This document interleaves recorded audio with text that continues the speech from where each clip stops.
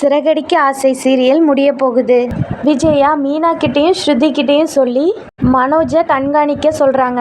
மீனாவும் முத்துவும் ரெஜிஸ்டர் ஆஃபீஸ்க்கு போயிருக்கும் போது மனோஜும் கனகாவும் அங்கே வந்திருப்பாங்க. இவங்க 2 பேரும் எதுக்கு சேர்ந்து இங்கே வந்திருக்காங்க அப்படின்னு நினைப்பாங்க.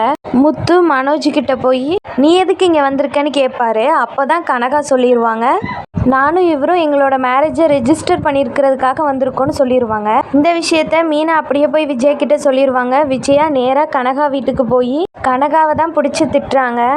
என் பையன் எப்படிப்பட்ட புத்திசாலி தெரியுமா, அவனை எப்படியோ ஏமாற்றி உன்னுடைய மூளை வளர்ச்சி இல்லாத பொண்ணுக்கு இப்படி என் பையனை கல்யாணம் பண்ணி வச்சிருக்கேன்னு சொல்லி கனகாவோட அம்மாவையும் பிடிச்சி திட்டுறாங்க விஜய். ஒரு கட்டத்துக்கு மேலே கனகாவை அடிக்கவே போயிடுறாங்க விஜயா. இதெல்லாம் பார்த்து கனகாவோட அம்மாவுக்கு ரொம்ப கோவம் வந்துடுது.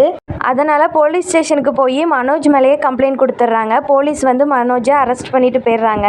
சில வருஷங்களுக்கு அப்புறம்னு காட்டுறாங்க.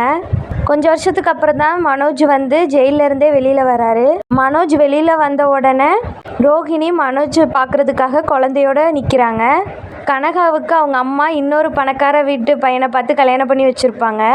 கடைசியில் மனோஜுக்குன்னு ரோஹிணி மட்டும்தான் வந்து நிற்பாங்க. அதனால் மனோஜ் பழசு எல்லாத்தையும் மறந்துட்டு ரோஹிணியை வந்து ஏற்றுக்கிறாரு. குடும்பமே சந்தோஷமாக இருக்கிற மாதிரி காட்டுறாங்க.